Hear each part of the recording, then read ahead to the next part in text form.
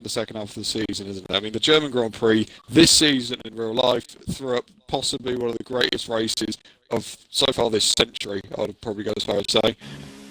Absolutely manic, so much carnage in real life German Grand Prix. It's dry conditions, which it wasn't real life qualifying all the way back in, I think, July. Don't know if I'm wrong, but I'm looking forward to this. It was such a great race at Silverstone. Let's hope for more of the same in the second half of the season. You're absolutely right, James, and much like yourself, I can't remember what I did last Friday. What am I meant to do without ILR1 action, especially after that incredible, absolutely astonishing race we had at Silverstone a couple of weeks ago between OMG It's Joe and Veloci Surprise. What a treat we had, and I have to say a big thank you to everyone that engaged with the clip that was put up on Twitter. An astonishing, over 570 likes, over 15,000 people viewed that. And you know, that was really good to see the league getting such a backing, the drivers getting such a backing. There was a few kind words in there as well about the commentary as well, which is great to see. We really appreciate that, do James and I here at ILR. But let's focus on this weekend, what to expect. But you know, it is a track where we can expect the same kind of excitement, the same kind of drama that we had at Silverstone a couple of weeks ago. There's plenty of opportunities to overtake on it, James. And you know, I've always enjoyed having a race round here, and I'm a commentator. I think it is a great circuit for the drivers. I think a lot of drivers somewhat like. There's parts of it on this game that are a bit people just do not like about it. 10-1, a prime example. But it is a lap in qualifying, which you're going to have to nail. As I say, really these guys aren't going to have many opportunities in this session, but it is just nailing a lap round here. It's a very, very exciting, quick lap. You can get it done in around 1 minute 10 seconds, I'm told. So if you get, or 1 minute 10, 1 minute 11, that sort of margin, I'm guessing. That sort of margin anyway, but so many different variations of corners around the circuit. So many high speed, fast corners, and then some very, very heavy braking zones as well. So there's plenty of places to make overtakes. 3 DRS zones around the circuit. We should be in for a corker. Yep, absolutely. You know, it's served up some great races in the past, as it has round here.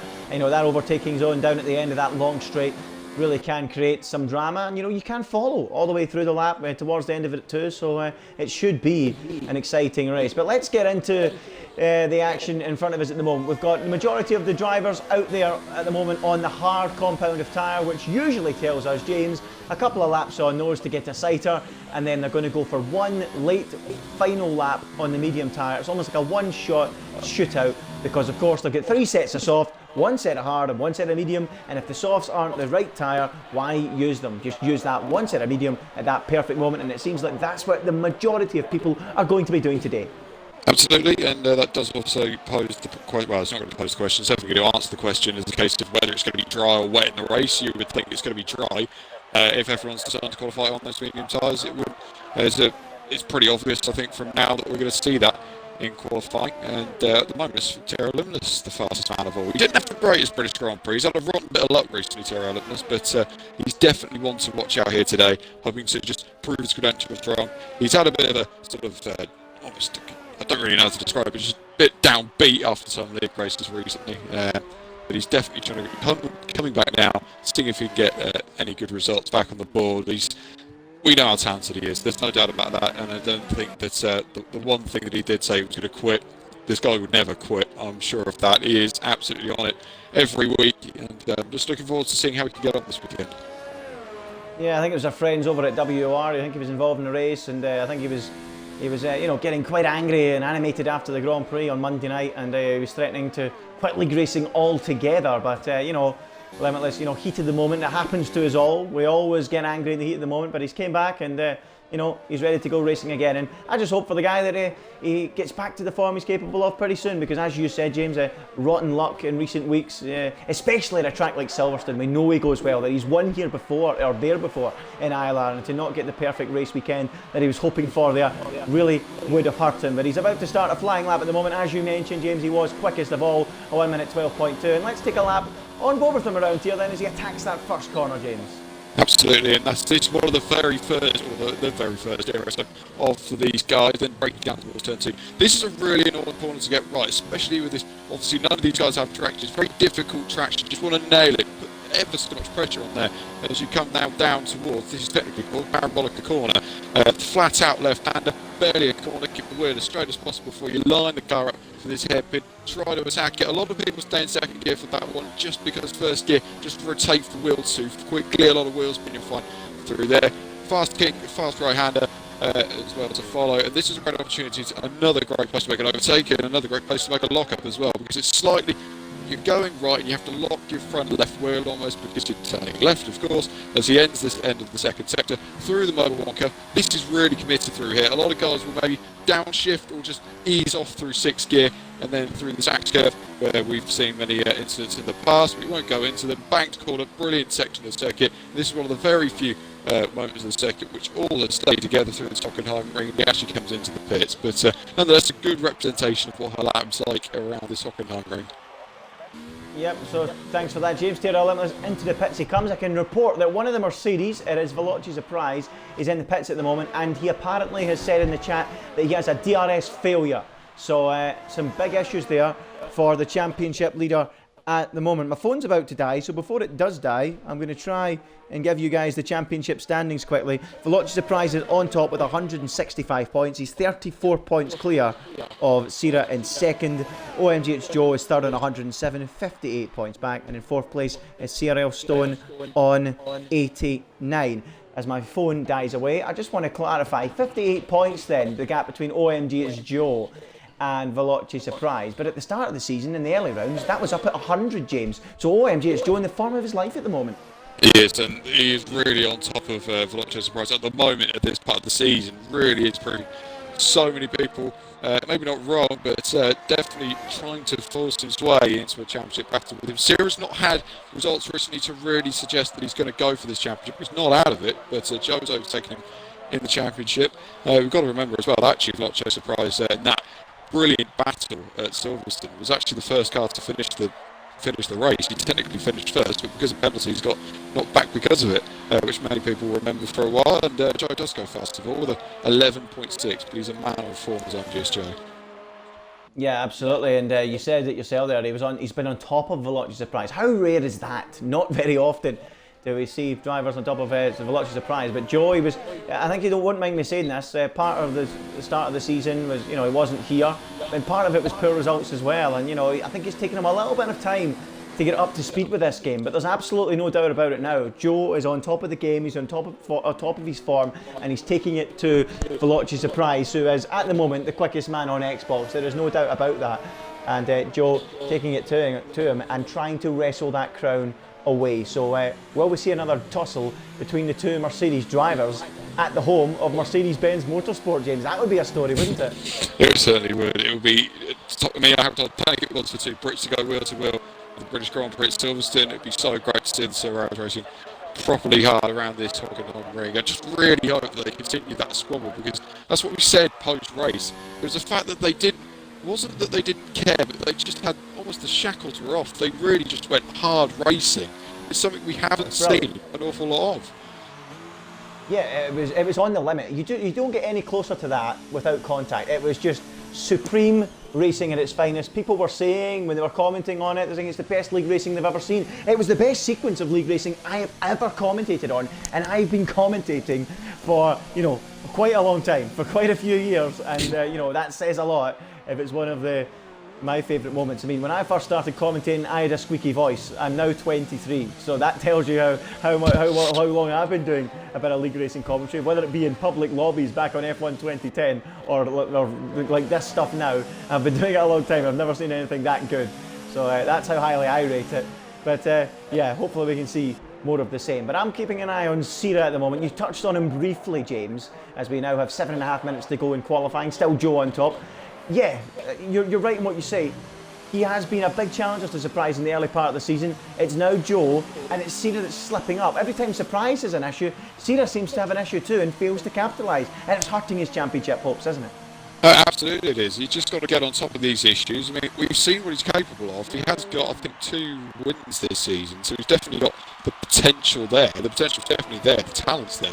But he's just got to, in some races, just capitalise as he's starting. Mistakes are Surprise, where Surprise fails to score. Sierra has to pick up those points. And the Alfa Romeo team have just looked very solid this season. We haven't seen so much of João Pedro, but those two in the mix on the right day is a brilliant combination of drivers to have. And I'm looking forward to seeing how Sierra does get on the second half of the season. Okay, no problem. I'm going to be back in 2 seconds, James. I'm just going to grab my charger from my phone.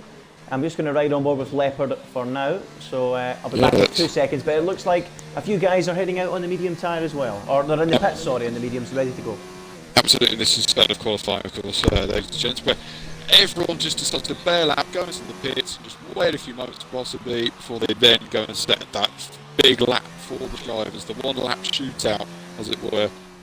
On those medium compound of tyres. It's one of these laps, like I say, it's so easy to get wrong around here. There are gravel traps surrounding the final sector of the lap, and it's not just that, it's the high-speed nature of it. This is one of those circuits where you'll see where some drivers have put more downforce on the car, where drivers have put less downforce on the car. It's one of those circuits where if you check the sector times out, you can get a good sort of bearing on that.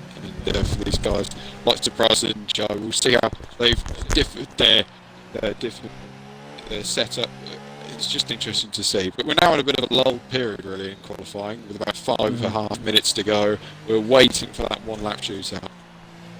Yeah, everyone coming into the pits then, coming off those hard compound tyres. They've all been getting their eyes in. As you can see, I've got the fitted graphic up on the right hand side. Only Feisty Ted's still out there. He's a little bit out of sync with the rest, James, so I assume he is just going to be making his way back into the pits now, but he's on the hard compound tyre.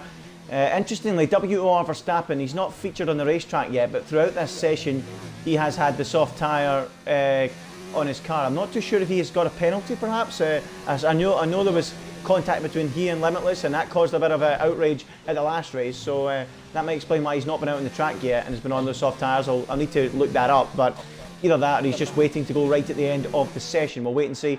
Only Feisty Ted out there, but as you say, James, just waiting on everyone coming out on that medium tyre for one run. We used to see this a lot on F1 2018. It's a lot rarer as Feisty Ted does a Sebastian Vettel and goes off into the gravel trap. He'll live to fight another day, and you know, if it was wet out there, I think he could have been bouncing off into the barrier, James. Oh, possibly so. It's a lot easier in real life to skate your way back onto the circuit after that, but also the drag strip on the left hand side of the penultimate corner, that's not going to do the drivers any dangers in the wet, unfortunately, although we'd like to come see that element. We're not going to see it here today. Interesting, we'll just pick up on this really quickly. That surprise issue that he had with his DRS. Now, his DRS wasn't actually open. It wouldn't open at all. It stayed closed, which, you know, that's going to be a massive disadvantage if you can't get that sorted for that final round of qualifying. If he can't, then really do not expect him, I wouldn't have said, to get anywhere higher than at least 5th. I mean, that's you know, that'd be a really big stretch for him in qualifying with those two. Well, DRS being a big factor around here, the main straight and after the turn one, and then a long run up towards the hairpin. So it's not going to be easy for him, but we'll see if he's got it fixed. Well, Snazzy Evening looks to be the first man to cross the start-finish line. That is, as you say, a big blow for the championship leader. Snazzy Evening making his way through turn one. He's going to be the first man to start a flying lap. I then believe OMG's Joe will be next to see the line, and then Veloce's Surprise. So we'll keep an eye on these drivers as we wait to see what the times will be. Through the first sector goes Snazzy Evening. It's a 15.5 for him. What's OMG's Joe doing through the first sector? So let's keep that in mind. A 15.5 from Snazzy Evening, a 15.5 from OMG's Joe, a fraction quicker he was. What about Veloce's Surprise through the first sector? I didn't quite see it, he's following Joe, but we'll keep an eye on Snazzy Evening for now. 3/10 up on his previous best then through that first sector. Green flags waving as his McLaren teammate Kyle Mitchell gets out of the way. If you remember back to Canada, Kyle Mitchell took a surprise pole position.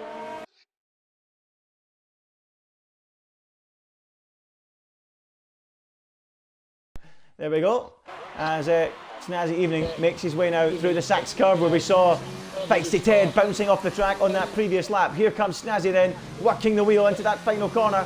One more to go, up towards the line. What is the benchmark going to be from Snazzy Evening? 44, it's a 1:11.4. It's not too spectacular. I'm pretty sure that's going to get beaten. Only 2/10 quicker than what Joe did. And Joe has gone very wide coming through the final corner. And wide again. That's not going to help him at all. And he only goes second quickest. But Surprise goes quickest of all. And the DRS is open with a 1:11.1. He goes quickest by 3/10, and I'm not surprised because the lap from Snazzy and Joe looked pretty scrappy, and Sira slots in between with a 1:11.3 and Limitless fourth on a 1:11.5. Yeah, it was all really close in the first sector though. I was checking the first sector times, and just a few thousandths between Surprise and Snazzy Evening and Joe as well. They're all in the 15.5s. I wouldn't be surprised if Limitless and Sierra also in that bracket. It's just amazing how close these guys could get. Leopard, it was on a lap, he's only 7th at the moment. He's actually completed a lap and only 7th. Jason, on his first run in 6th place, we've seen a resurgence from Jason in that Red Bull over the last couple of weeks. He's proving it here as well. 6th place at the moment. Infamous is coming now through the Sachs curve, and that Ferrari is always one to watch in the races and in qualifying. Oh, as he goes a bit sideways through there. So much back-end action from the Ferrari. I wouldn't be surprised if he bails out. He is going to complete a lap here because he knows he can't really afford to lose any more time. Well, he goes 6th quickest despite that big moment. It's getting very tight there in behind the Veloci Surprise. 3/10 covering 2nd to 6th place. But that looked like a good effort from Surprise. A lot of other drivers out there were pretty scrappy as Kyle Mitchell now starts another flying lap. I'm going to keep an eye and see if Surprise and the like are going again. Surprise looks as if he's quite happy with his time. Sierra going slowly. Snazzy Evening, yeah, they're all going slowly. I don't think they've got any more. Joe has to go again. He is going to try once more to go quicker than that 1:11.6. It was a, what was it, no, he isn't. first sector, a 15.5? No, he's retired, so there you go. No improvement from him. I think Surprise could be on pole as Kyle Mitchell got anything up his sleeve. He's done a 15.5 through the first sector. Is he on a quicker lap? Let's wait and see. He could be the only man out there really that could be going quickly because it's his first proper effort at this. Kyle Mitchell then, 14th quickest as things stand. W. Verstappen still in the pits. I do believe he must have a qualifying ban.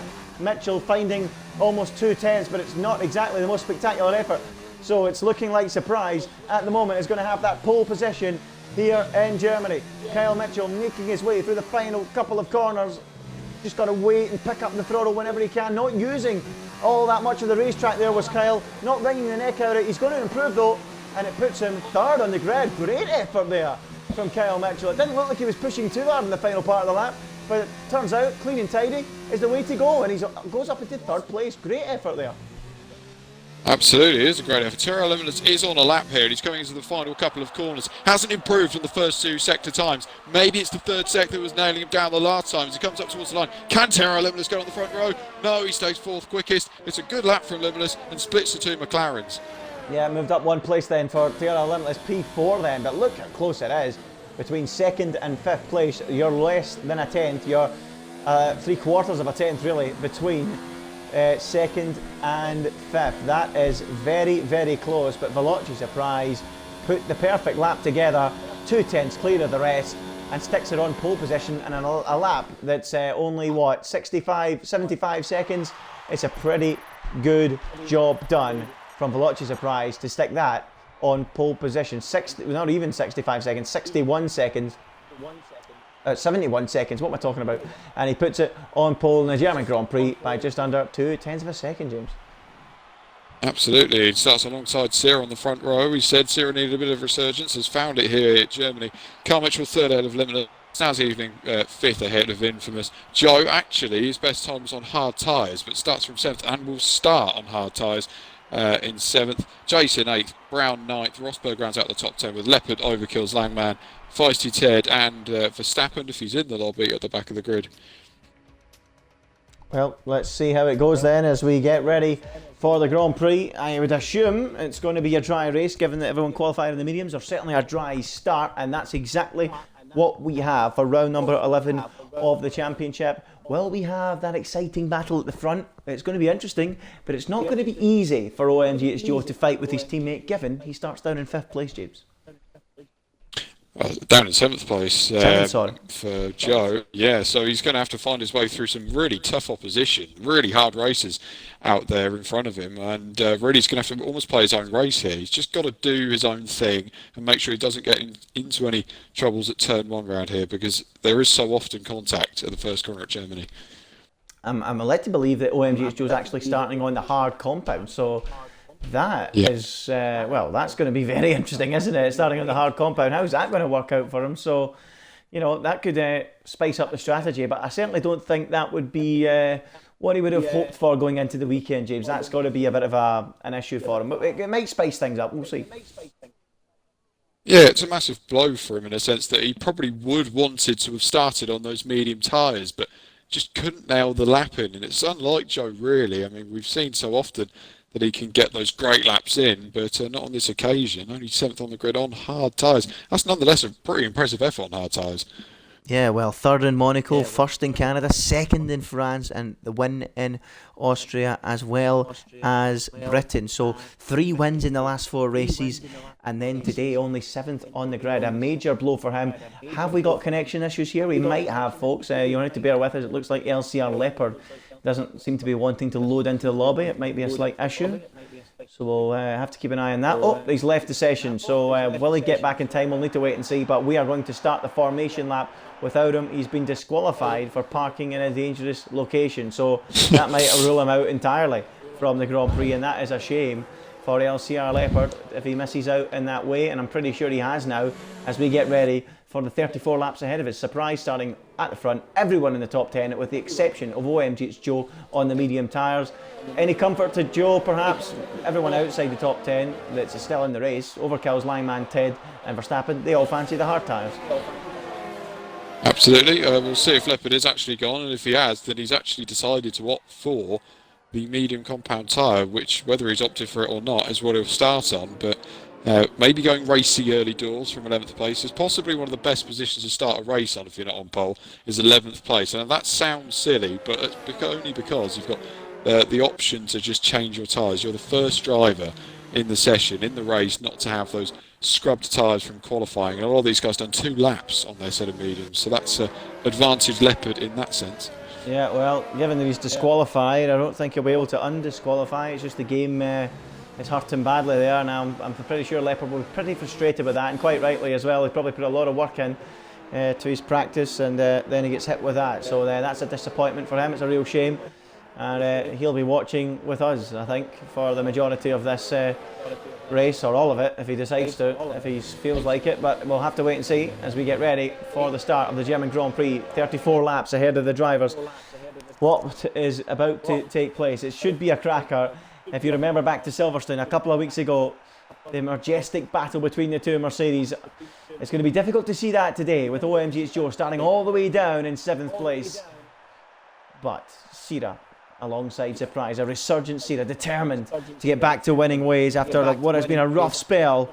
Can he get the victory today? As we go find out as the 5 red lights are about to come on and the German Grand Prix is about to begin. Surprise on pole. Will he take the win today? We'll find out as the 5 red lights go out and we are racing down to turn 1. It's a good start from Sira. He's got the inside line. He's got the lead through the first corner. The perfect getaway from the Brazilian. He moves through to take the lead. Surprise slow away. He drops to second. Behind that, TRL Limitless having a look alongside Kyle Mitchell. He can't quite find a way through. And in third, he remains Kyle Mitchell. 4th still is TRL Limitless and Snazzy Evening in 5th as they all slip through each other down the straight towards the braking zone at the hairpin for the first time. In he moves. Is Limitless having a look? He is having a look down the outside. Can he find a way through there? That will be tough. Big slide for Kyle Mitchell, and Limitless should now take that place, and he does. Through up into 3rd place, and Snazzy and Kyle. Whoa! Goodness me, that was close, James. It got really tight between those two McLarens. They did touch then through the right-hander, which isn't going to do them any sort of justice. And Joe's side by side with Infamous in behind, down towards the motorwall curve, and Infamous is on the inside of OMG's Joe. What a brilliant battle it is between the two. And as they head towards the Sachs curve, Joe's still wheel to wheel with the Ferrari, who's still trying to outdrag that Mercedes on the fresher tyres, on the medium tyres, can't get the move done, and Joe stays or gets ahead of him into 6th place. Great stuff from the Mercedes. Well, he was right on the edge of the racetrack there. He was kicking up some gravel, but he kept his foot in and kept the hold of 6th place. And Joe is in P6. But what a start for TRL Limitless. He's up at places, and Famous is looking again right on the tail of that Mercedes. Unable, though, to find a way through, and it remains with Joe in 6th and Famous in 5th as they slipstream each other down the straight once again on lap 2 of 34. And Famous very, very close. That Ferrari has a lot of straight line speed with that slipstream, and he's going to pull alongside and surely into the braking zone, take that place away, and he does. He didn't do it the first time, he has the 2nd, and then Famous moves up into 6th place. Joe drops down to 7th, and you've got to expect that on the hard tyre. Absolutely, but Infamous has got to get on with it now. He's got to get onto the back of those two McLarens being on the medium tyre. He locks his wheels massively coming to the Mercedes-Benz grandstand, but he's got to get right with the McLarens now, and that just settled down in his race, because it is a long race around the Hockenheim ring, and it's also not one for the tyres, let's say. He's got to get close to those two McLarens now. Yeah, well, what a start it has been for Sira. looking to get a patchy form that he's had and slap it to one side. He leads this race. He got the perfect getaway going down towards turn 1. Did take a slight cut on the inside at the first corner, perhaps to avoid some contact, but I think regardless he would have had the corner, and he has the lead, which is a bit of a turn up for the books. I didn't expect him in such a short run into the first corner to take that place, but he launched off the grid perfectly, and the Brazilian has the lead, James, and this is a real chance to steady that form. He's been 11th in Canada, he was 10th in Austria, and if I remember back, I don't think he had too great a British Grand Prix either. No, he definitely didn't, and it was a great launch off the line. That is really, when you have a short run to the first corner, it's all about the launch. The start on some races, you've got such a long run to turn 1, that it is really about just how well you can get after the launch and after that initial phase, how well you can get to turn 1 if you can get there fast enough, obviously. But in this case, Sierra's just done so much better on the reactions and got off the line really well. Leads this Grand Prix, very unexpected, as you say, but ahead of surprise in second. Yeah, well, 3 laps into it, let's have a little look at the position change graphic. The big winners so far, Langman up 3 places from his starting position. The big loser, LCR Leopard, is he in the car yet? No, he's in the garage, so yeah, he didn't get onto the grid. So the big winner, Langman. The big loser, well, it's Kyle Mitchell down 2 and P1R Brown down 2 as things stand. No other big changes in the order as we start lap number 4 out of 34 with the Brazilian V. Sierra in the lead, and he gets a 3-second time penalty.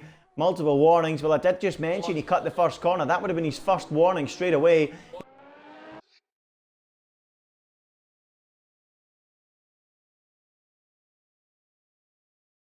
That back. There we go. Apologies, folks. But back to the action. A snazzy evening. Very close to the back of TRL Limitless. Is he going to try and make a move down here? He likes to go aggressive, does Snazzy Evening, but not on this occasion. He almost bumps Limitless there through the hairpin, giving a little shove. Come on, man, get a move on, he's saying. As there's all sorts of action going down further through the field. We've got Feisty Ted down the...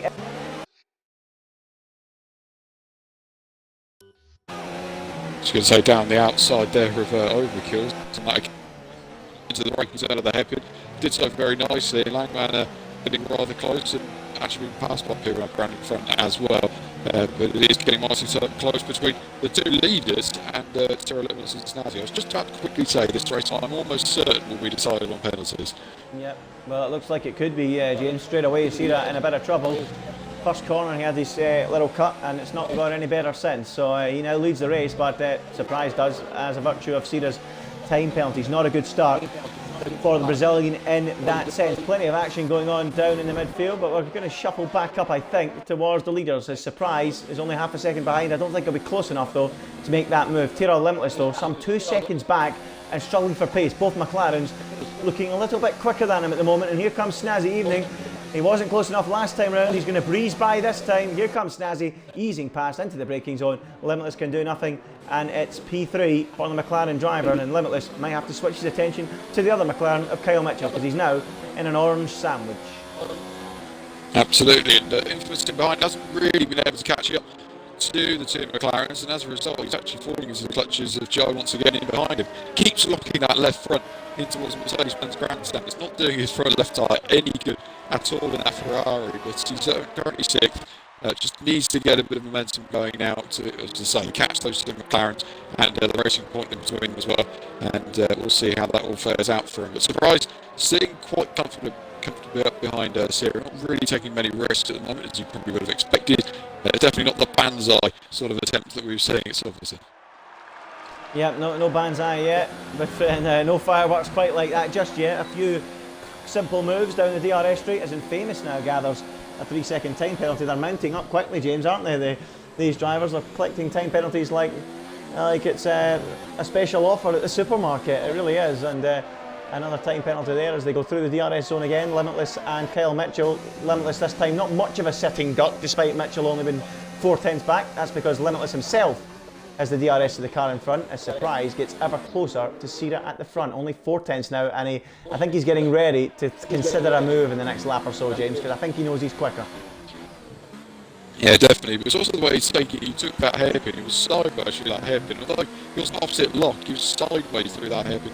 Great stuff from Surprise. But he is really on it now. He's really trying to attack Sierra in front of him. It's going to be a mighty battle, you would hope, between these two. We have seen not too many fireworks between these two, although in the early part of the season they were very close to call, but never really saw them go properly hard racing.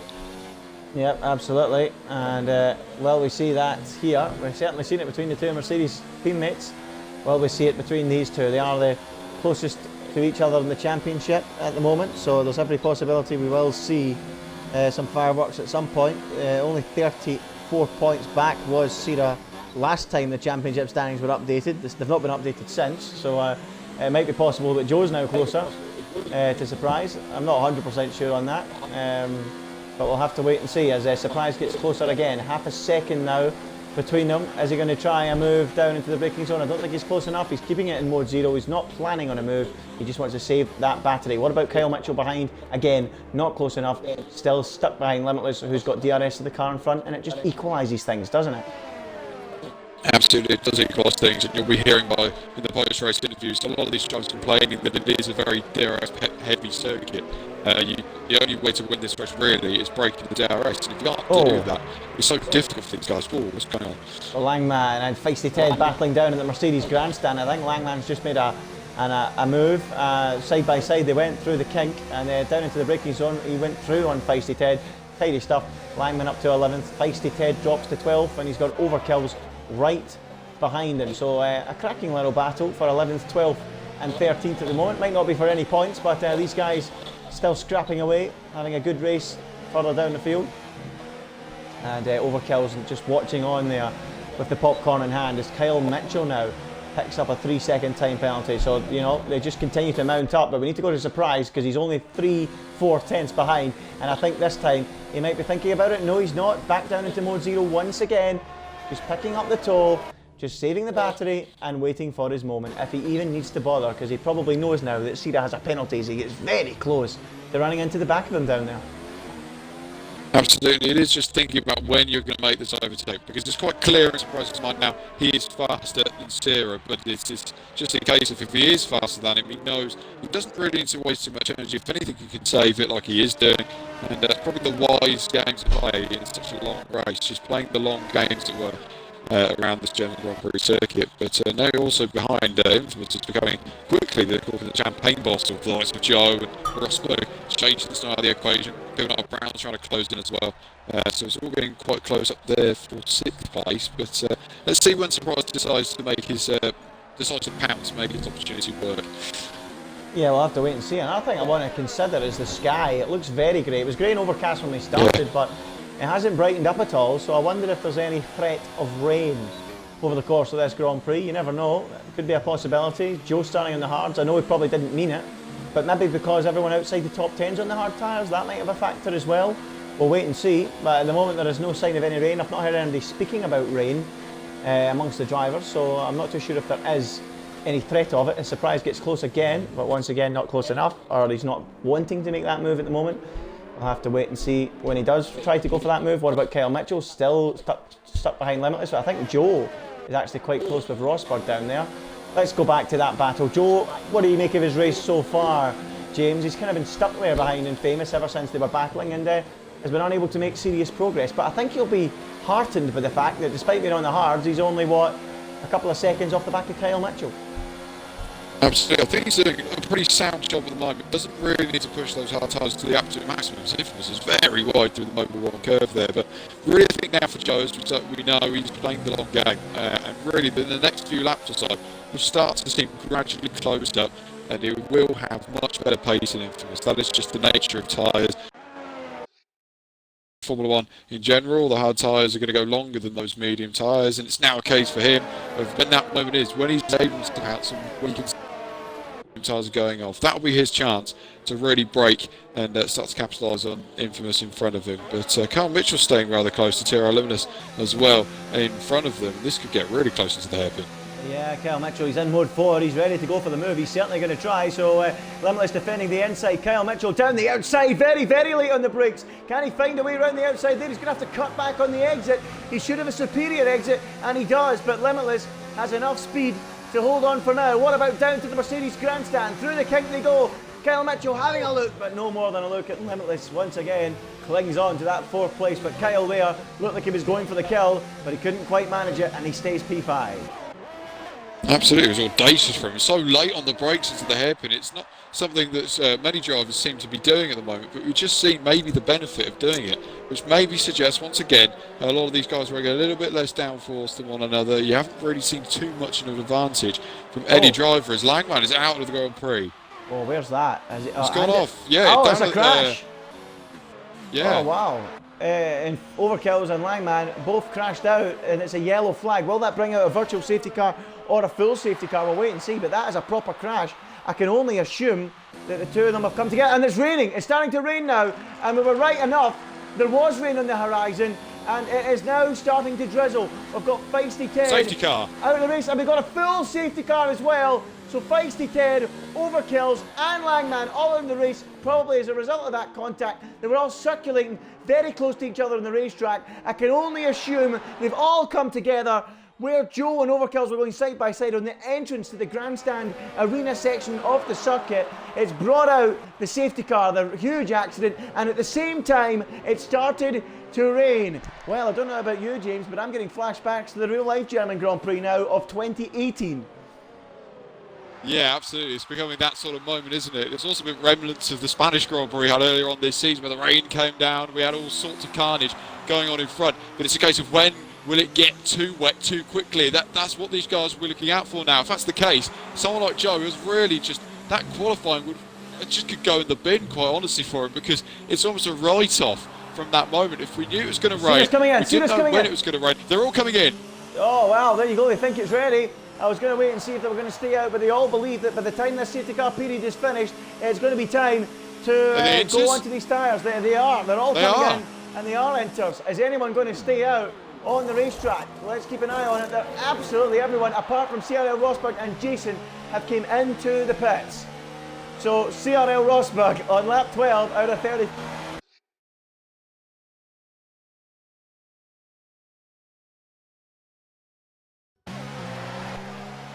Controller not playing ball, apologies folks. But yes, CRL Rosberg is the leader. Jason now second, Sierra third, Surprise fourth, Snazzy Evening fifth, and Limitless sixth. Leopard's still out there, well his car is, and he's on the mediums. OMG, it's Joe, he's down in 11th place because he had to queue, James. Wow. It's a real pain for MGS Joe in that sense, but really what you're going to be looking at is this rain, how long is it going to last? Because if Rosberg and Jason have stayed out, that's got to suggest there's a bit more to this than maybe just a quick shower. We don't know how quickly and how long this rain's going to last for. If that's the case, then some guys may make some really big strides in this Grand Prix, but we'll have to wait and see. Well, I mean, the only reason to stay out there would either be a shower, but you never see a shower on this game. So the only other reason I think it could be for is because they believe it's going to team down enough for full wets.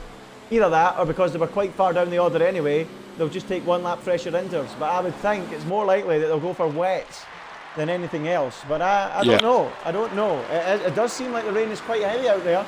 It certainly got wet very quickly. So, you know, I wouldn't put it past it. In their position now, I think all they should do really is stay behind the safety car, because we don't know, and they're not. They're both coming in. They're just way too wet out there for them to do that. But it's now a case of what tires do they go on? Do they do what you said, Andy? Go on the full wets, or will they stay on the inters? I'd be led to believe they go on the inters now. Well, let's have a look. It's inters at Red Bull, that's for sure. What's it going to be down at Force India? I think that's a set of intermediate tyres. So there you go. In came, who's the other one? And there was a Williams in there as well. That is Pierre Brown. Inters for him as well. So there you go. It's not time for wets. There's no sign of any wets just yet. And they all come in, and a lap led for Sierra Rosberg and Jason then behind the safety car, but no more than that. Sierra resumes the lead, but with a 3-second time penalty. Surprise now second, Snazzy third, Limitless fourth, and Famous fifth, Kyle Mitchell sixth, and OMG it's Joe seventh. So Joe, has he lost any positions then? No, he hasn't as a result, so he stayed where he was. Yeah, absolutely, but now what these guys may be thinking about is just like, if they've put enough downforce on the car, maybe they would have adjusted the front wing of the pits. There's so many things that could have happened in those pit stops that we're really oblivious to until it would go racing again. But a lot of these guys, if you did pick a higher downforce setup for this race, you'll be laughing now, because this is the perfect conditions for a higher downforce car. Yeah, well, it's very rare we see a safety car as well at this stage of the race, so it's all bunched up. This is going to be very interesting to see how this pans out. I have to say, I'm riding on board with OMG Joe at the moment, James. Take a look on board with some of these cars. Look how wet it is. It's steamy. Yeah. It is absolutely chucking it down. Now, if safety car's in this lap. It's in this lap, but if I was the guys at the front, and if it's maybe I'd have considered the wets, but then again, I don't know the weather system as well as these guys do. Will anyone come into the pits at the end of this lap like Lance Stroll did this year and put on a different set of tyres? It's certainly very heavy, but there's no sign of it yet as we get going once again. Surprise, very slow away as they come round the final corner. Anyone coming into the pits, James, in the background? I don't think so. I think they're all staying out there on the racetrack as we get ready on lap 14 out of 34 to get going once again. Cena leads from Surprise from Snazzy Evening as WOR Verstappen picks up a time penalty. It's Josh! It's going to have a big slide going down there, and that's a big moment for Surprise. He nearly lost the whole car and went for a spin down at turn number 2. He's under a lot of pressure now from Snazzy Evening. Is Snazzy going to be close enough to go for that move? He's certainly going to think about it. He's not going to get a much better chance than this in the rain. Surprise covers the inside. Snazzy going down the outside in the rain here at Hockenheim, but he can't find a way through, and Surprise weathers that particular storm as they all squirm around looking for grip on these intermediate tyres.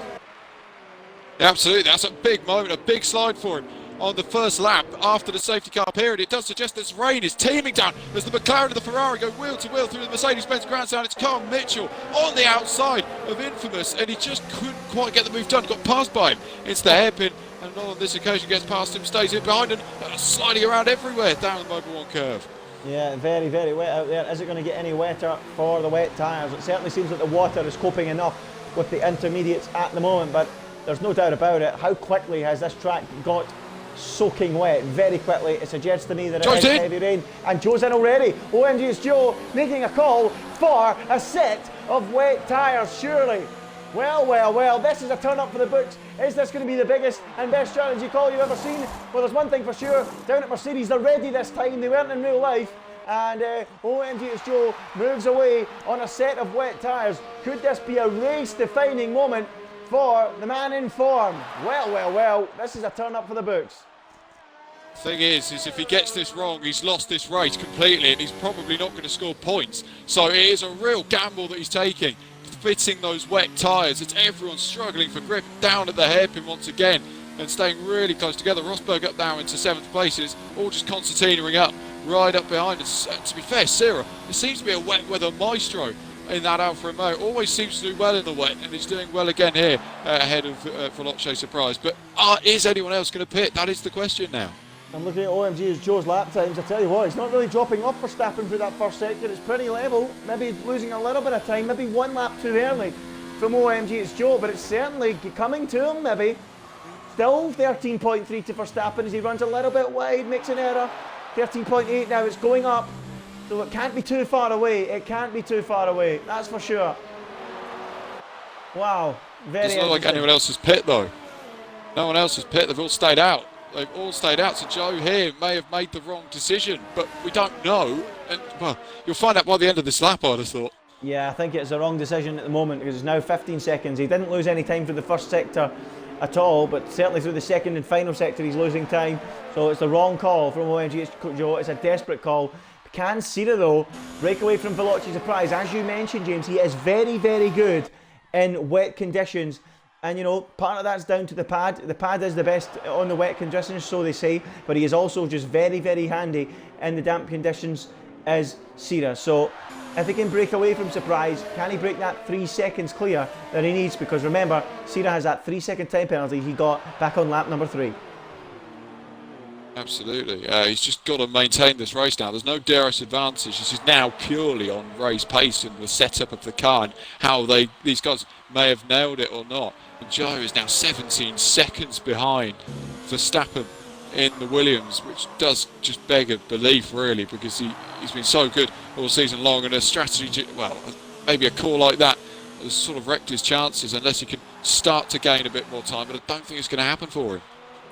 Yeah, it's going to be difficult for him to pull clear, but we'll have to wait and see. OMG, it's Joe, 18 seconds, is climbing and climbing and climbing. It looks like a wrong call Well, James, you did say he wouldn't get any points if he makes the wrong call. For OMGH Joy, he would only have got 6 anyway, so I mean, I suppose he's kind of just gambled completely on the 6 points to try and gain 25 points. I can understand why he did it, but it looks like it's a rash call, the wrong call, and we see this from Joe quite a few times. I think it was back in Spain, he made this same mistake, came in very early when he really shouldn't have, and it's cost him big time. I don't know if it was the same league, but I think it was when he came in Spain, made a mistake by coming in early and wrecked his chances of a good result, and now he's 20 seconds off. He's lost 7 seconds in a couple of laps, James. Not looking good as Kyle Mitchell and Sierra Rosberg are going side by side down at the hairpin. Goodness me, I missed that one. Side by side they go through the king. Oh, that is absolutely on the limit. Kyle Mitchell on the inside. They're on their feet in the Mercedes grandstand. Oh, he's gone wide. And Rosberg will say, thank you very much. I'll take that back. And he regains P6. Absolutely, he was on the other side of Germany when he made that overtake. Was Kyle Mitchell, had really no grip going down the inside there, and Jason's now all over the back of the Canadian as well, who's sliding through the Mobile One curve. But now it looks a bit more heavy, this rain. Maybe it's just me and my perception of it, but it does look a lot worse than maybe what it was. I just checked the lap times between Joe and the race leaders just see how much time he is losing in comparison.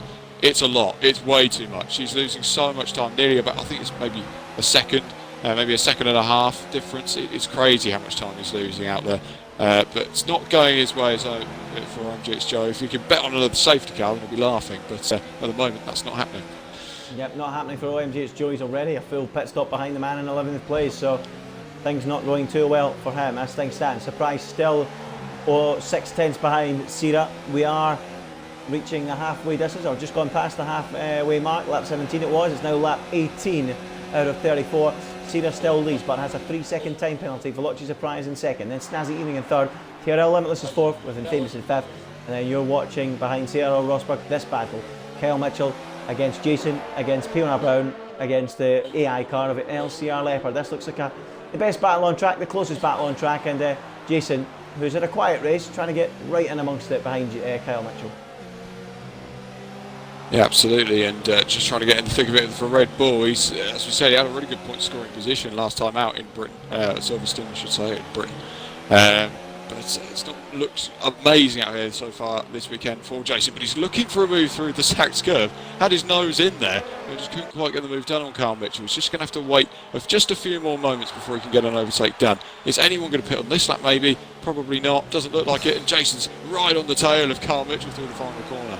Yeah, he's basically pushing him through there, isn't he? He is really, really on it as Jason, as he's tucked up behind Kyle Mitchell, clearly showing that he's got plenty of pace. Kyle Mitchell really not enjoying these wet conditions at all, is he? And Jason excelling in them and is keen to clear Kyle Mitchell and start setting his sights on CRL Rosberg a little bit further up the road. He doesn't get the exit he would desire there though, does Jason, and it's difficult without the DRS to make a move. But is Jason going to get his elbows out? Very rare we see him do it. He's usually a measured driver when it comes to overtakes. Is he going to go for it on Kyle Mitchell? No, he's not, and he sits in behind and thinks better of it. So Jason stays 8th, Kyle Mitchell stays in 7th. No move being made there, but the top two out front, James, they really are roaring away. Oh, Tyrrell Evans has gone deep. Oh, so he has, just almost missed that. He gets back on the track just before Infamous can pounce, but he's certainly within striking range now, James, isn't he?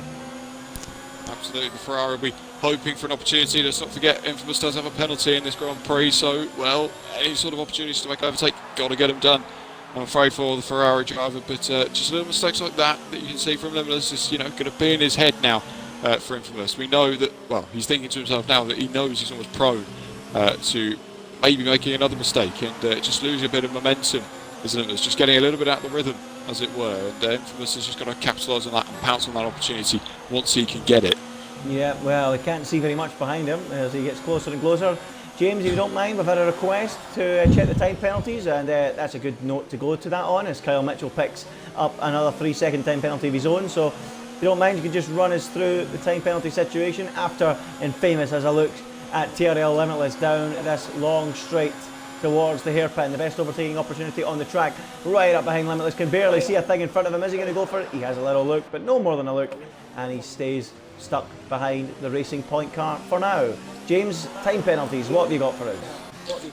Absolutely. Cicero has got a 3-second time penalty. Velocio Surprise has nothing, nor does Snazzy Eve. And Terra Limitless hasn't even got a warning. I'd just like to add Velocio Surprise and Snazzy both have warnings. Infamous, as we know, has a penalty and no warnings after that point. Rosberg doesn't have a penalty, which is good for him and for the Racing Point team. 2 penalties for Carl Mitchell. Jason has no penalties. P1 Brown does have a penalty in this Grand Prix, down in 9th place. Leopard, we don't really know what he's doing, whether he's in an ILR or not too sure, but Verstappen is behind him, and Verstappen has a penalty to his name as well. Andres Joe doesn't have anything to his name, but well, it's fair to say he's maybe out the running of this race. Dare I put the pose question? He's 36 seconds off the lead, so he's a long, well, actually no, 36 seconds off Verstappen in 11th place. Oh, not going too well then for OMG. It's Joe. From the highs of Silverstone to the lows of Hockenheim. It can change it in a blink of an eye in ILR, and it has for OMG. It's Joe. Things not going to plan. It's been a wretched weekend.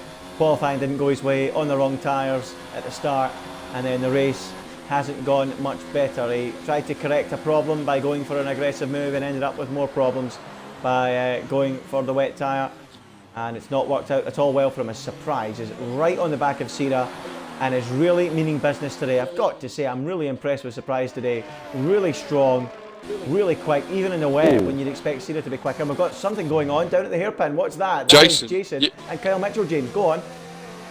He went around the outside of him into the hairpin there. That's crazy overtaking opportunities from him. The thing is, there's so much more grip on the wet line. It's where you're going to find the grip, as it were, with these tyres. We'll cool the tyres down a bit. This is where we talk about all the time, the wet line, and Jason's nailed it to perfection there. Almost slid around the outside of Carl Mitchell and the McLaren, and the Red Bull moves himself into 7th place with really a brilliant overtake. It was incredible. He was sideways into the hairpin, went around the outside of him, got it done as well. Lovely move. I'm disappointed I missed it actually, because I've been seeing Jason eye one up for a few laps there. We missed it on this occasion, but you know, fair play to Jason. He'd been eyeing that up for a while. He'd been deserving to get through. He had the pace, and an inventive move has found his way through. So congrats to him. 4 seconds now to make up to Cyril Rosberg. It's a bucket load of time. Can he do it? He's certainly got some good pace. He's already almost a second clear of Kyle Mitchell, who is a big slide coming through turn 1. Keeps it all together and holds on to that 8th place though. LCR Leopard, he's showing in 9th place, but when I go to him, he's in the pit lane. So whether his car's actually out there or not, I do not have a Scooby-Doo. So yeah, that one's as good as anyone's guess as to the situation with LCR Leopard. Just to run it by, he disconnected from the session as we were going to the grid. He joined back, but when he joined back, he had been disqualified from the session. He is now apparently out there. He's just apparently passed Kyle Mitchell. We don't see that though. I don't see it. Do you see it, James? No, I don't see it either. Well, there you go then. So has he passed him? Has he not? No one knows. So that's one for the stewards to discuss later on about whether that's legit or not. So let's shuffle up the order then. Joe's pit and retired. He's out. There you go. LNG, Joe. I don't think he was going to pick up any points anyway. He has retired in the pit lane and he has left the session in disgust. He is not very happy, and that is an absolutely ginormous spider. Just walked into my living room and decided to join us in the commentary box. Goodness gracious me, that is huge. Oh well, carry on professionally as if it's nothing. Wow, that's a big spider. Whilst Andy's exploring the limits of Steve Irwin, we'll find out what's going on further down the field as well. 3rd place is a good battle that will begin to rage on with about 11 or so laps to go of this Grand Prix. Snazzy Evening hasn't shown maybe the pace he had in the dry, in the wet, and he's dropping like a fly here, dropping like a stone, maybe dropping like a spider out the window. And Carl Mitchell's out of the Grand Prix himself, but it's now a case of can Limitless and Infamous or Rosberg in behind just have anything to answer Snazzy Evening with, because he is a difficult man to make an overtake on, this Snazzy Evening, and it's now a case of who will be the most risky, I suppose. Who will take the risk of trying to pass Snazzy Evening on the road? I think Kyle Mitchell crashed at turn 1. I'm not 100% sure, but I've seen a little bit of debris down there, so I can only assume he had his moment down there. The yellow flags came out, but there was no sign of a safety car to follow up from the one we had earlier on in the Grand Prix on lap number 12, when the 3 cars crashed here. Going through the Mobile 1 curve and down towards the Sachs curve, as it still remains as they were at the front. Lap 23 out of 34, 11 laps to go. Sierra still in the lead. The surprise right on him. They are in a league of their own at the moment, these two, aren't they? 5.4 seconds clear of Snazzy Evening, who just hasn't had an answer for him, James. Absolutely, just hasn't looked anywhere near. As I said earlier on, he just seemed maybe he had the pace of the dry. Surprise. Was sideways through turn 1. once again, and we'll wait to see what the likes in behind of Snazzy Evening can do. You just don't know around here. It's so difficult to make an overtake in the wet, but so possibly easy in the dry when you have the DRS advantage to actually get close to another car. It's very difficult with these guys in the wet. Yeah, very difficult without that DRS, and you know, you just need to get your elbows out. You've seen it earlier on with Jason, didn't you? Trying an inventive move, and you know, will anyone try to do that? I mean, Surprise doesn't need to go risking anything like that against Cena because of the time penalty. I mean, how many warnings has Surprise got? How far away is he from a time penalty, James? What's the consensus on that? I will take a look for you right now. He's only got one warning. He's really nowhere near, and that was on one of the first few laps of the Grand Prix. So really, I just think he'll go through this race without getting a penalty. I'm surprised, and that's just going to damage Shearer's chances, and he will lose this race because of it. At the moment, we'll see what occurs with these next few laps ahead of these guys. There's 10 laps to go of this German Grand Prix. It's staying really close together between the top two, but nothing really happening between them. They're just staying as they were, just almost seeking each other out in different parts of the racetrack. Pivana Brown picking up a 3-second time penalty as well, another added to the long list that's beginning to build in the stewards room. As a Surprise, as you say, just having a little look here and there, but nothing too concrete yet. He's not really went for any serious manoeuvres yet, and it stays with Sarah leading for Surprise in second place. Let's go down to Infamous, Snazzy Evening and Limitless, third, fourth and fifth, fighting over the final podium spot. Those three quite close together on the racetrack. Those four actually, Sierra Rosberg as well in that group of four. And at the moment Snazzy Evening has that position, but Infamous at the moment in fifth place, the closest of them all in terms of making a move. Limitless not too far behind Snazzy, and there you go, Snazzy's deep. Very, very deep, but he will get the exit. That's the advantage of going deep. You can get a better exit, and he does, and he'll live to fight another day, but he did exactly as Limitless did earlier, going deep into a corner, but living on to fight for another day. But that will give Limitless that little bit of hope that he was needing to try and get that third place back. Yeah, absolutely, but even when we see cars going deep in the wet, like I said earlier, it's sometimes maybe a benefit to them because they can get the drive off the hairpin. Nature of being a really slow speed corner in the wet, if you can just find the traction. It's the first one really in these conditions to find the traction, find the grip, find where they can put the foot down a little bit earlier. And for these guys, it's exactly the same down towards the hairpin. Infamous really is eyeing an opportunity here on Terra Limitless in front of him, really getting close. Limitless is on the drag strip on the left hand side, just dipping two wheels into there. In real life that would have sent him off and aquaplaning off, but not on this game. He stayed where he was in fourth place. Yeah, Infamous only 3/10 back now and looking very menacing. Is he going to try anything inventive down into the braking zone at the hairpin on this lap? We'll keep an eye on it. Infamous getting really close then. Is he going to be able to have a run? No DRS, remember, it's all going to have to be by traditional methods, the old school way. Just go for a gap if you see it. But Infamous not really gaining down that straight, losing that momentum, and he stays stuck in fifth place, and it is so tough to overtake. But look how close he is to the back of Limitless down at the hairpin, just unable to do anything about it as the rain continues to fall. Joe's been complaining in the chat about heavy rain for 10 laps and it's still intermediate tyres. Well, you know, the weather system can really mess with your heads on this game, and we've seen it before, and I actually quite like it when it messes with the driver's heads because it leaves them second guessing. It's not just a straight, obvious swap of tyres, James. I like it. Yeah, I totally agree with you. In a sense for the drivers, when you're driving the car, I can get their frustration. It is really annoying, I should imagine, when you're in conditions like this, it's teaming down, and Sarah gets another penalty, so that is game over, I think, for the race now. As I say, it's now just a case of a lot of these guys just keeping on the road. And Infamous is in. Infamous is in. He's going to go for the wets. I did think it was getting heavier out there, James. Apologies for coming across, but Infamous is in, and it can only mean for one thing, and that is a set of the wet compound tyre to try and snatch that podium spot away. He is going up in the jacks, and yes, James, the blue walled, full wet tyres. Yeah, absolutely. So we'll see what his pace is like relative to all those around him.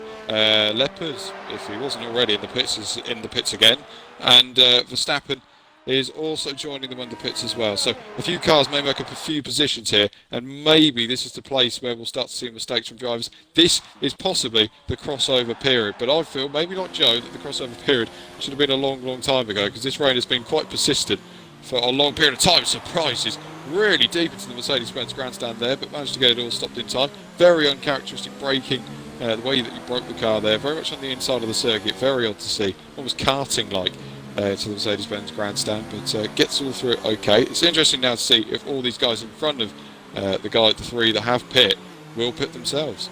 We'll wait and see then. Let's keep an eye on it. Is Surprise or Sierra going to blink and make their way down the pit lane on this lap? Sierra stays out, Surprise stays out, so they are quite happy at the moment with the inters. They are clearing enough water. It might not be quicker, but they're just playing it safe at the minute and not jumping to any conclusions too soon. You know, the advantage they have with the DRS being disabled between inters and dries is it kind of, you know, gives the game away. It tells them when it's time for a set of wet tyres. But between inters and wets, there's no DRS disabled because it's already disabled. So it's a bit more about you and the engineer discussing with one another. And a lot of the drivers on this game, from talking in interviews after the races, don't trust Jeff. They don't trust the engineer. They'd rather go with their own instincts. And maybe that's why they're delaying the wait to go onto the other tyres until it's more obvious to them, James. Absolutely. Surprise was pushing Sarah then through the hairpin once again. But actually Infamous, as we were saying about Joe, now isn't losing an awful lot of time. I'm going to compare sector times here because this is where you'll start to see the difference between all these guys. So Infamous first sector on that particular occasion was an 18.9. So compare that to some of his Inters times. It's only a few tenths away. I think we're very much there for that wet weather tyre, the full wet tyre. If we look at Sierra's first sector, it's exactly the same. It's an 18.9. He's pretty much level now. It's now a case of will Infamous make time in the middle sector?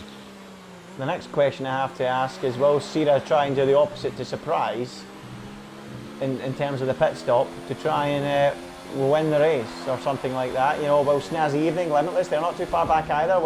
Will they come in while the top guys stay out, or will anyone try and do the opposite to try and steal a better result before the end of the race? Certainly Infamous has done what he's done and feels that that's the quickest way to go. So we'll keep an eye on that. Let's just change it from gap being interval to gap to the leader. Infamous is 28.6 seconds off the lead and gaining. So let's keep an eye on that. How many more laps can Surprise and Sierra stay out, or will they stay out all the way to the end? That's another thing. Will they stay out all the way to the finish? So that's another question. The things you've got to consider here is for Sierra and Surprise, with 5 laps to go, is it worth pitting if everyone else behind does or doesn't? I mean, in a situation that they're in, if everyone behind them pit and those two decided to stay out, they'd still win the race because there'd be so much time to make up in 5 laps that it's genuinely not worth changing tyres. And this is what I mean, the crossover period. But what if it if it's too wet, then well, they'd go off the road, wouldn't they? I think it's as simple as that. You are really playing on a fine line. It's maybe not as obvious as we're making it sound, but it's marginal. It's very, very marginal as to whether you pit or whether you decide to stay out. Let's just put it this way, though. If Sierra pits, everyone's in. Well, I certainly think going through the final sector there, the way I was watching Surprise and Sierra, they were looking a lot more tentative than they were in the previous lap. What's the lap time saying for Infamous? Still only 3/10 at the minute, or 5/10 now. It's not going to be enough to catch them, but is it going to be enough for these guys to go sliding off the road anytime soon? Because they've still got 4 laps to go, and they're going very slowly through some of these corners. Yeah, it was a 25.8 for Sierra on the last lap. It was a 25.5 for Infamous on the last occasion. So the wets are now faster than those intermediates, but unfortunately for Infamous, it's probably not going to come at the right time, and all the carnage is going to unfold in front of them. We've still got a very few, well, we've only got 4 laps to go, but they're tentative, and we don't really know what's going to happen. It's on a tightrope, really, for all these guys at the front. Sierra doesn't need, Surprise doesn't need to attack Sierra. Yeah, it's 25, close. 25 6/10 he gained on that lap. Obviously, it's not going to be enough to the end of the race. I think when you were looking at it there, I don't think Infamous had finished that actual lap that he was on. So 6/10 gain, obviously not enough to catch them and win the race with 4 laps to go. But if they start floating off the road, they'll have to pit, and then they will lose their place. But at the moment, they're not falling off the road, and they're just about holding it together. And the rain just isn't heavy enough to cause them problems. I mean, I don't know. Can you aquaplane on this game with inters on? Can it get wet enough to be undrivable? That's the next. I've never seen it before. I don't know. I'll be honest, I've never really seen someone aquaplane off on intermediate tyres in these conditions. It is very, very rare indeed for that to happen. One more warning, by the way, and Snazzy has himself a penalty, which does play into effect a big moment for the two Racing Points in behind again, who are looking to scrap away and possibly get themselves another podium this season. They've been so good at it this season that they may even find themselves getting another one here. Rosberg all over the back of Tyrrell Limitless as they head in towards the end of the first sector.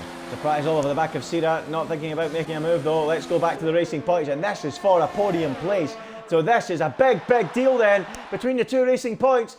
It could be for a podium place depending on snazzy evening, of course. But here down the inside, well, the two Racing Points bumping together there, and Rosberg's going to squeeze his way through, and his teammates or enemies, make your decision. There's no team orders down at Racing Point. Look at this, side by side they will go all the way down to the Mercedes grandstand, and TRL Limitless, is he going to fend off Rosberg? Just about holding on these intermediate tyres on a track that's fit for wet tyres. Oh wow, Otmar Safiner must have his heart in his mouth there, James, but Limitless holds on. I'll tell you what, it's really good racing between those two. The bit of bumping and barging, I can allow that. I think that's just hard racing ultimately between those two. Maybe it's a little bit of misjudgment from Rosberg to go possibly too low on the brakes, but there's not a lot of grip out there, so really you can brake as much as you like, but you may not get the car stopped at all. And for Rosberg now, it's such a horrible state of the conditions that if he can get him with Limitless regardless, it would be a terrific overtake. It would have to take some real nerve to get past him. Back at the front, it's only 0.4 of a second. I don't think Surprise will actually need to make an overtake. Well, he doesn't need to make an overtake. I don't think he will make an overtake on Sierra. I really don't. I think he'll just sit in behind and just stay as he was, because he knows from the last race you can win the race on penalties. I mean, he doesn't know that because he lost it on penalties, but he certainly knows what it feels like to lose a race on penalties. Yeah, absolutely. And it doesn't look like there's going to be a move here, as you say. He's just going to sit in behind and wait. Rosberg and Limitless still as they were on this lap. I think that chance was had for Rosberg on the previous lap, James. Yeah, look at Infamous, by the way. He's 6 seconds behind P1R Brown now. He's absolutely flying on those wet tyres. Really are the best tyres out there now, but I mean, it's just a shame that the crossover period wasn't earlier, because if it was earlier, then I think this race is still in the balance, but unfortunately we've only got 2 laps to go for this one. They are struggling out there, Sira and Surprise. They're going so slowly, but I mean, I think they can tippy-toe their way around now with 2 laps to go, no doubt about it, but I mean, it is starting to become a bit of a struggle. It is starting to become, a bit of a struggle. What was the last lap time then from Infamous? We'll have a look. I'll just update you on that. So last lap time from Infamous was a 24.9. If we compare that to Sierra, who've done a 26.9, that's a lot of time. A 26.9 for Sierra, a 24.9 for Infamous. Yeah, and Infamous hasn't completed the lap he's on yet either. So that's going to be even more time than that. But if they can keep it on the island, it doesn't really matter what Infamous can do, unfortunately, for him. But yeah, looks like it's going to go 24.8. 24.8. That's what he's done. So that's a full 2 seconds, 2 and a bit seconds. Oh, surprise! Had a little look. Nearly chopped the front wing off his car there and sent Sira spinning. That would have caused uproar and drama going into the final couple of laps, but he just about managed to slow it down and avoid creaming into the back of him. So that was a big moment there for him. They've got 1.5 laps to go, and the top 2 are just tippy-toeing round on the inters, and Surprise sliding again there, getting onto the curb, and he just needs to take it easy. And if he does, the win is in the bag. And Infamous is just taking lumps of time out of them now, isn't he? He's flying. He absolutely is. It's kind of cool to see how quickly he's sort of closing up here. But for Surprise there, I think as a driver in that situation, where you're on these intermediate tyres, you're braking where maybe you would have done maybe 10 laps ago on the inters. But if you try that now, you will sail into the car in front of you, because there is the difference of the lack of grip. Of course, inters also wear out a lot faster than wet tyres anyway. So these guys have done, what's that, 22 laps on these intermediate tyres, which is, to be fair, not exactly a short distance on inters, all things considered. So a long time on the intermediate compound of tyre, and there is a yellow flag in sector 2. Why is that? Let's see if we can spot it. I can't spot it, no idea. No idea. I've just flicked through everyone, no idea why. Here goes Surprise. Here comes Surprise then, and is he going to make the move on track? He's got it on time penalties, and now he does make the move on the circuit. Surprise down the inside, Sira going deep, and Surprise, the king of the crop here in Germany, takes the lead away and just stamps his authority on this German Grand Prix weekend. He takes the lead from Sira. He's going to extend his championship lead with his teammate in the wars. Brilliant stuff from Surprise on this final lap. He is literally tippy-toeing round at the moment. A 27.2 on that last lap. I can assure you, Infamous is about 3 seconds quicker than that. Surely at the moment, it won't matter as Surprise makes his way through the final part of the lap. A win on home soil for Mercedes-Benz Motorsport, much better than it went in real life here for them. He's going to make his way through the final couple of corners, and this time, when he crosses the line first on the track, like he did at Silverstone in dramatic circumstances a couple of weeks ago, this time the win will be his to keep. He comes round the final corner and wins the German Grand Prix in style.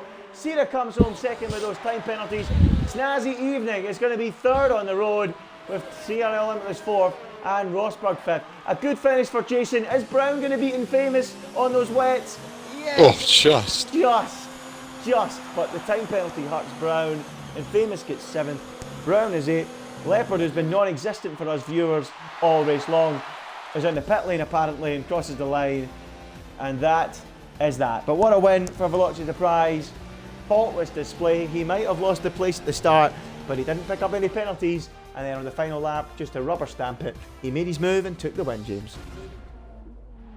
Yeah, absolutely. He's just done everything he needed to do, Veloci Surprise. Done a really good job, really calculated drive from Veloci Surprise. Didn't go for any risk, just nailed it, done everything that he needed to do. To be fair to Sierra, he did put up a good sort of benchmark for him. He didn't pull it, well, Sierra didn't pull away from Surprise, but Surprise wasn't, in a position some occasions to actually close and pass him. So he actually done a really good job, I think, Sierra, just to defend as long as he did in that Grand Prix, even including the pit stop phase.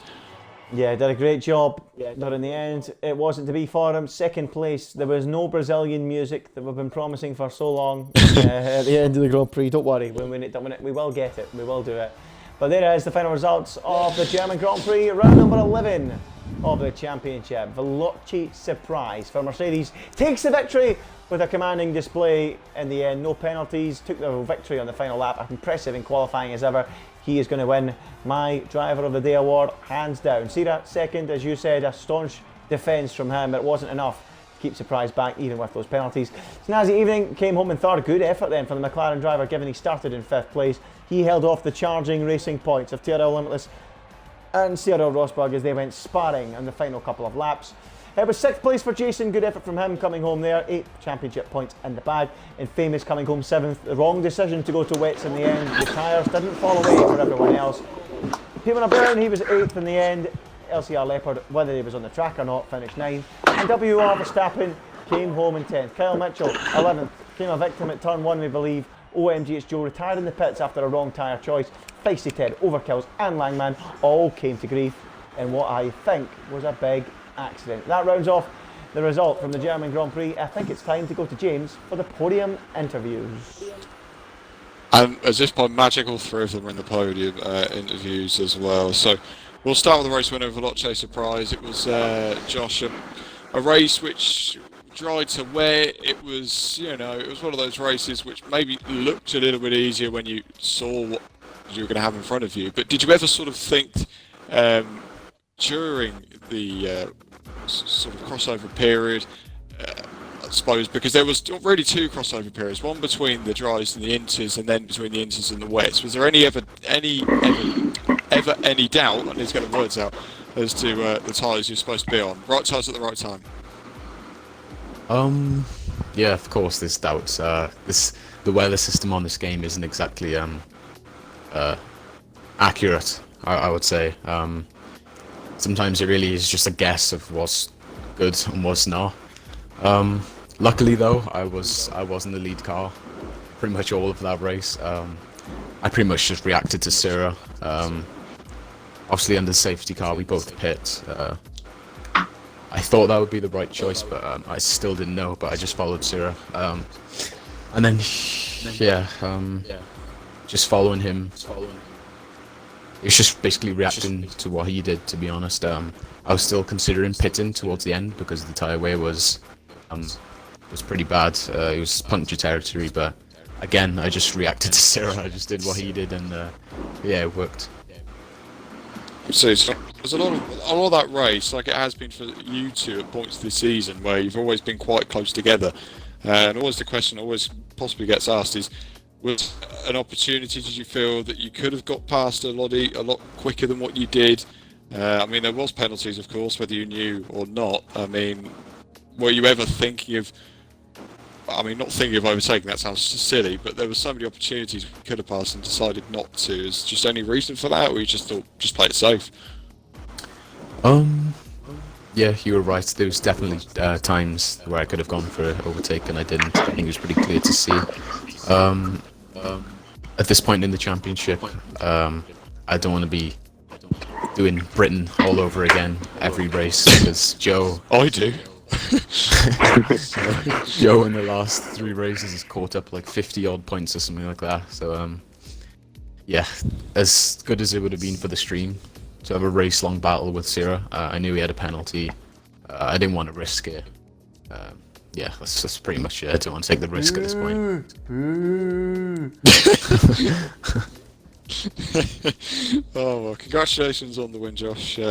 Extending the championship lead now, so everyone's hungry for him. And with second place, Sarah, who pretty much for about 33 laps of the race really was leading, and really on the final couple of laps just sort of conceded defeat. I mean, conceded defeat really after the penalties that you accumulated, but the start was pretty big, wasn't it? You had a really good launch, and from that moment onwards, you just think, right, just get your head down and just try and stay ahead of Josh for as long as possible, I guess. Yeah, in the start, I just tried to get the best start as I could because practicing with other people, I knew that a lot of people just had the same pace in the start of the first stint. So my idea was just push like I was doing qualifying laps in the first 2-3 laps of the race to cut off the TRS of the 3rd place, so I could stay only with Josh and just minimize the chances of other people fight for the win. And unfortunately, I just got a penalty in lap 4 because I just got 2 warnings in lap 1, and yeah, I was just trying to do quali laps every single lap. And on the rain, everything just felt more easier because we have just a little more pace compared to the drivers, so we just opened a little gap. But considering that I just had penalties and I knew that Surprise didn't have anyone because I was just consulting their radio every lap, I just decided to don't fight to prevent my tires, which I backed off a lot my pace in the final laps because I would have a puncture, or in the maximum of things I would finish with 80% of wear, and gladly I finished with 75% of wear, which is the limit. And final lap, same thinking of mine, don't fight, just bring the car home. I knew I would have the 2nd place anyway, so fight would be useless at this point. So yeah, just try to get 18 points and I'm happy with that. Since my last race was not good as I would think. Absolutely. I mean, as well for you, it's a case that you've actually got back onto the podium. It's been a little bit of time since you last had the last one, really. So being back on the podium, I get that momentum going second half of the season. Really great start to the first half of the season. The second half of the first half of the season, if you know where I'm getting at. That's very English, by the way, so if you understand, please tell me. But it sort of almost fell away a little bit for you. A few races of the first half of the season. So second half of the season starts with the podium. You've got to be pretty happy with that.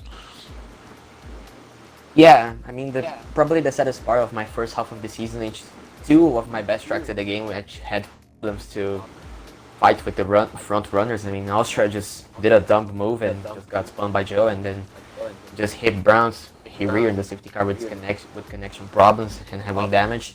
And then Silverstone just had an incident with Kyle Mitch in the first lap and trying to get back into the field and just spun, trying to get a move on Pinecone. So yeah, bad results in one of my best tracks in the game. So probably was the worst part of the first half of the season.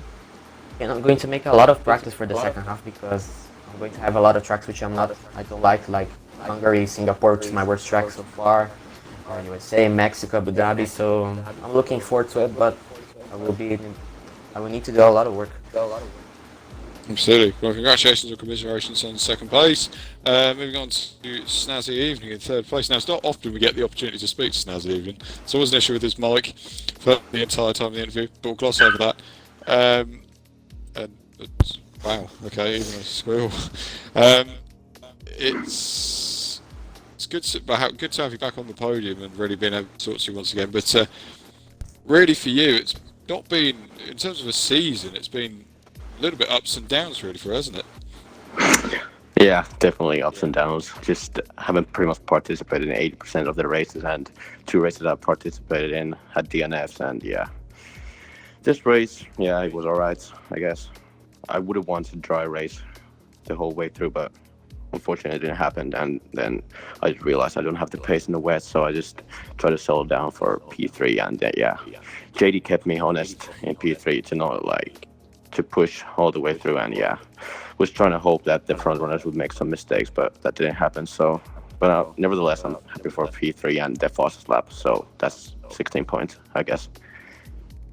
Absolutely. I mean, there's opportunities, further opportunities this season for you to, because we know what you're capable of. You win races. So is almost that an ambition of this season? Are you still looking at that as an opportunity going forward? Well, obviously, I'm going into every single race with the mindset of winning the race. I just don't care who's my opponent. I want to win the race, but obviously, to change to the new wheel and everything, it just hasn't suited me so far in this game. But now I have 2 podiums on a row here in ILR, so I'm just hoping I could maybe further that later on in the season, maybe get some victories. I don't know. Absolutely. Well, congratulations on 3rd place. Good to speak to you again. And a race which didn't have as much attrition as Silverstone. Definitely didn't have the ending of Silverstone, let's put it that way. But nonetheless, a solid race, and the weather kept the drivers on their toes. Yeah, well, if we had races like we had at Silverstone a couple of weeks ago, I think Esports would have took off over the hill and be a multi-million-pound business by now. I mean, it was astonishing, that race a couple of weeks ago. We'd all be sitting here with millionaires if we had races like that every week. I think Hollywood would be queuing up for some more of that every week. But, Josh decided, he wasn't going to give us excitement this week. Fair enough. But yeah, no, it wasn't the same race. It wasn't the same excitement. The rain, where it does in real life, as you saw here earlier on in the season in real life Formula 1, it doesn't create the same excitement. It actually takes it away a little bit without that DRS and the slipstream not being as powerful maybe. But it's still an enjoyable one. It's still a lot of drama, a lot of intrigue about the tyre choices, and drivers having to think on their feet. But they just never got wet enough to see them aquaplane, so that never happened. But hats off to Surprise. He's my vote for driver of the day today. Faultless display, and he takes the win with Joe in trouble and Sierra losing points and losing ground. So Josh in a really strong position after a rocky few weeks with Joe closing in. Now back in pole position for that championship. So things looking very good for him. As we start the second half of the season, and off to Hungary next, another cracking race, another exciting one, and it should be an enjoyable one. And I'm looking forward to the second half of the season. It hasn't started with the big bang that we ended the first half, but I'm sure we will get great races because we always do in ILR. And I hope that you guys are ready to join us for that one, which of course is next week at the same time, 7:30 UK time, for the Hungarian Grand Prix. Can Veloci Surprise extend that championship lead further? Can Joe get back on track? Can Sierra get another win? We'll find out. Be sure to join us then. That's all from us. Good night.